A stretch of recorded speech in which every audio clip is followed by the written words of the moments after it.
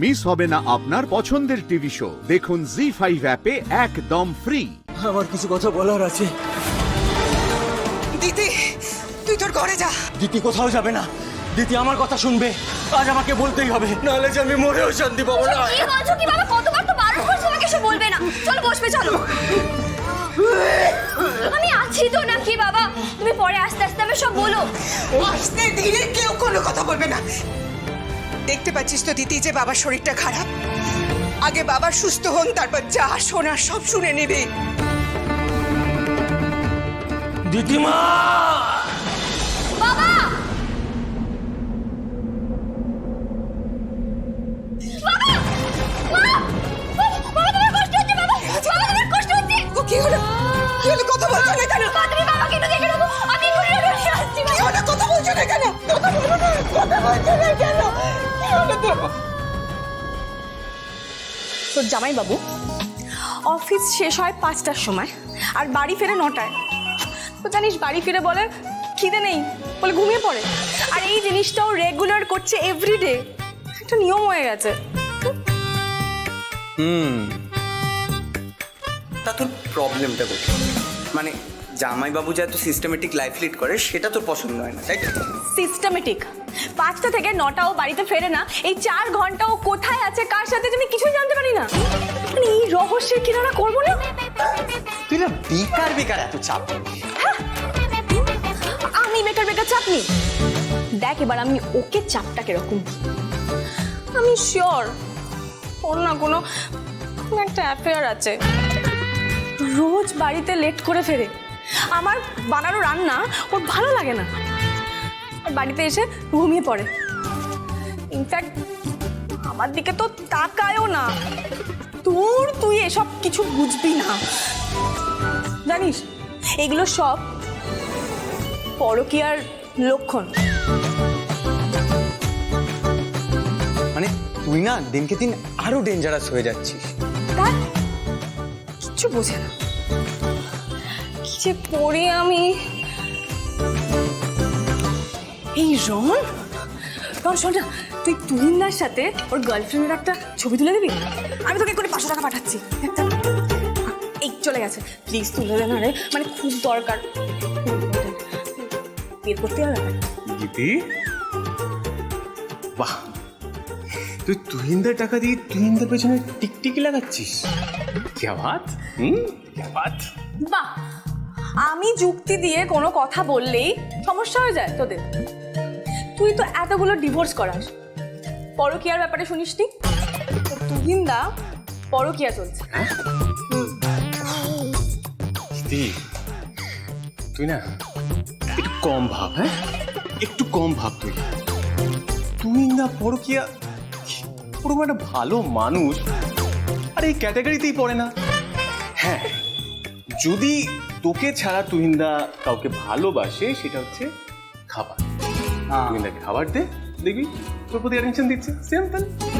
মানেটা কি? তোরা কি বলতে চাইছিস? আমি ওকে খেতে দিই না, নাকি আমি রান্না করি না, আমি রান্না করতে পারি না?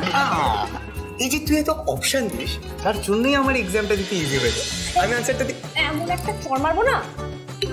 এই যে তোরা বলছিস তুহিনদা ভোজন রসিক, আমি জানি না ও কি খায়, কাকে খায়, কখন খায়, কার গালে খায়। হ্যাঁ মানে আমাকে তো জানতেই হবে। আমি না এবার দেখেই ছাড়বো। খাসির মাংসের এত স্নেহ কোথায় গেলে পাবে কেহ, তাই এই বাড়িতে তুমি কি করছো? তুমি এখানেই করছো? এটা তো আমার বাড়ি, আমি থাকতেই পারি। হ্যাঁ তো এটা তো আমারও বাড়ি, মানে শ্বশুর বাড়ি। আমিও এখানে যখন খুশি আসতে পারি। ঠিক ঠিক। ঠিক সত্য, একদম আদিক্ষেতা করবে না। হ্যাঁ শ্বশুর বাড়ি নিয়ে তুমি বাড়িতে লেট করে ঢোকো, আমার দিকে তাকাও না। আমার বানানো রান্নাও তুমি খাও না। কি হচ্ছে এগুলো? তোমার বানানো রান্না? না মানে তোমার হাতের রান্না ভালো হয়, ভালোই হয় আর কি। কিন্তু বুঝলি তো রন, আমাদের ওই পাড়ার মোড়ে একটা দোকান আছে। হ্যাঁ ওখানে না সেই দোকানের চিকেন আর রুটি যা খেতে না, ও সেই জন্যই তো রোজ আমি ওই দোকান থেকে ডিনার করে ফিরি। না মানে দিনে একবার অন্তত ভালো খাবার তো খেতে হবে না, মানে বেঁচে তো থাকতে হবে না। কিন্তু তোমার হাতে এটা কি? আমার হাতে এটা, ও আমার হাতে এটা হলো মাংস। ও খাসি কা মাংস, হ্যাঁ। একটু ভালো করে রান্না করে দেবে? হ্যাঁ নিশ্চয়ই নিশ্চয়ই। নিশ্চয়ই রান্না করে দেবো। তবে একটা শর্ত আছে। হ্যাঁ হ্যাঁ, আরে ভালো খাবারের জন্য আমি যে কোনো শর্তে রাজি। তাই? হ্যাঁ বুঝি তুমি গীতিকে ডিভোর্স দিলে।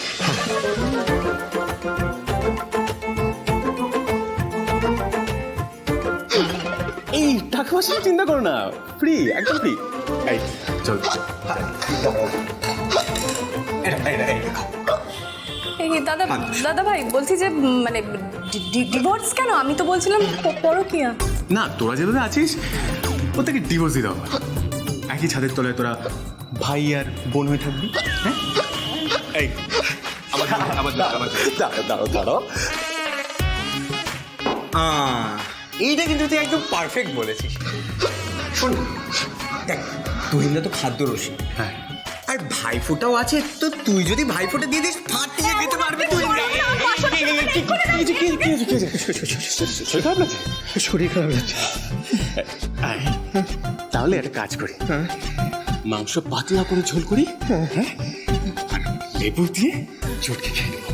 তাহলে ভাইফোঁটা দিতে হবে না? না না না, চলো না। হ্যাঁ চলো চলো চলো চলো চলো।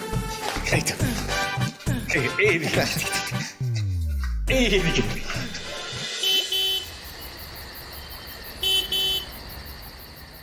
এই তো এক্ষুনি এসে গেছি। মা তুমি একটু বাবার খেয়াল রাখো, আমি এক্ষুনি স্ট্রেচার নিয়ে আসছি। মা তাড়াতাড়ি আসিস মা।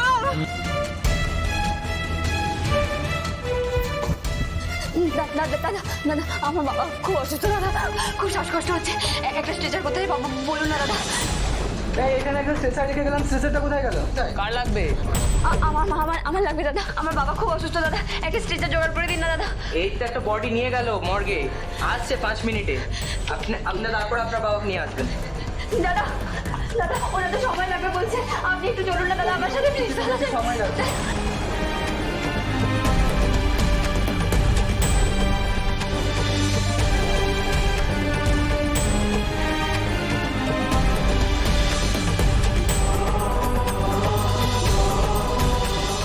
দিদি স্ট্রেচারটা কোথায় পাবো দিদি?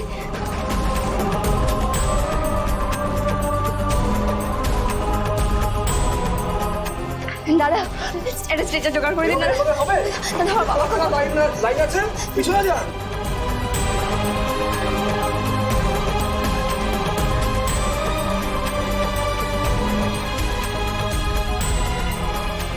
দাঁড়িয়ে দাঁড়িয়ে পা তো ধরে গেল, পেছনে যাও।